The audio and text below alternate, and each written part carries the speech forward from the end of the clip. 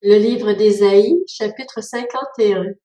Écoutez-moi, vous qui poursuivez la justice, qui cherchez l'Éternel. Portez les regards sur le rocher, d'où vous avez été taillés, sur la carrière d'où vous avez été tirés. Portez les regards sur votre ancêtre Abraham et sur Sarah, celle qui vous a donné naissance. Abraham était tout seul quand je l'ai appelé et je l'ai béni, et lui ai donné une grande famille. En effet, l'Éternel console Sion. Il a pitié de toutes ses ruines. Il rendra son désert pareil au jardin d'Éden, sa plaine aride pareille à un jardin de l'Éternel. On trouvera au milieu d'elle la joie et l'allégresse, la reconnaissance et le chant des cantiques. Mon peuple, fais attention à moi. Ma nation, prête-moi l'oreille. En effet, de moi sortira la loi, et j'établirai mon droit en guise de lumière pour les peuples. Ma justice est proche, mon salut est en marche, et mes bras jugeront les peuples. Les îles placeront leur attente en moi, elles compteront sur l'action de mon bras. Levez les yeux vers le ciel et regardez en bas sur la terre.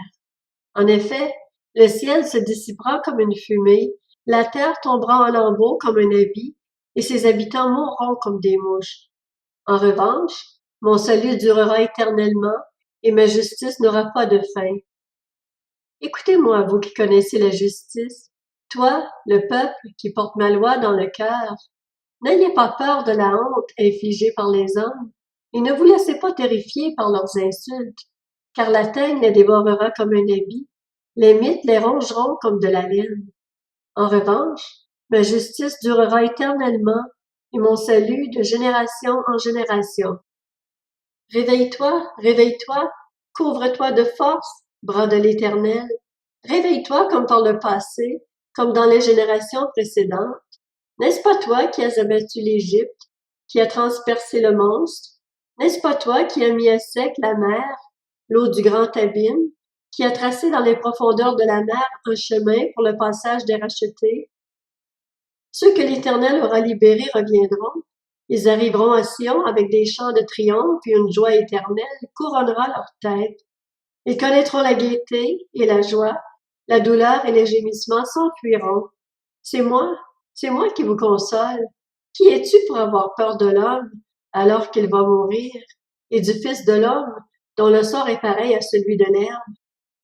Et tu oublierais l'Éternel, celui qui t'a fait, qui a déployé le ciel et fondé la terre? Tu serais constamment en longueur de journée, terrorisé devant la colère de l'oppresseur parce qu'il se prépare à te détruire?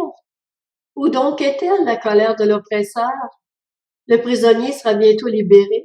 Il ne mourra pas dans la fosse, et il ne manquera pas de pain. Moi, je suis l'Éternel, ton Dieu, qui soulève la mer et fait gronder ses vagues.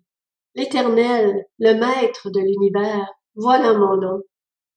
J'ai mis mes paroles dans ta bouche, et je t'ai couvert de l'ombre de ma main, pour déployer un nouveau ciel et fonder une nouvelle terre, et pour dire à Sion, tu es mon peuple. Réveille-toi, réveille-toi, lève-toi, Jérusalem, toi qui as bu, donné par l'Éternel, la coupe de sa colère, qui a bu, qui a vidé jusqu'au fond la coupe destinée à étourdir. De tous les fils qu'elle a mis au monde, il n'y en a aucun pour la conduire. De tous les fils qu'elle a élevés, il n'y en a aucun pour la prendre par la main. Qui te plaindra? Deux malheurs t'ont atteinte, la dévastation et la ruine, la famine et l'épée. Qui pourra te consoler? Tes fils sont couchés, sans force, à tous les coins de rue, pareils à une antilope prise au piège. Ils sont submergés par la colère de l'Éternel, par les menaces de ton Dieu. C'est pourquoi écoute donc ceci, malheureuse, toi qui es ivre mais non de vin. Voici ce que dit ton Seigneur, l'Éternel, ton Dieu qui défend son peuple. Te reprends la coupe destinée à étourdir, la coupe de ma colère. Tu ne boiras plus. Je la donnerai à ceux qui t'ont fait souffrir, à ceux qui te disaient, allonge-toi pour que nous puissions te passer dessus. Tu présentais alors ton dos en guise de sol, de rue pour les passants.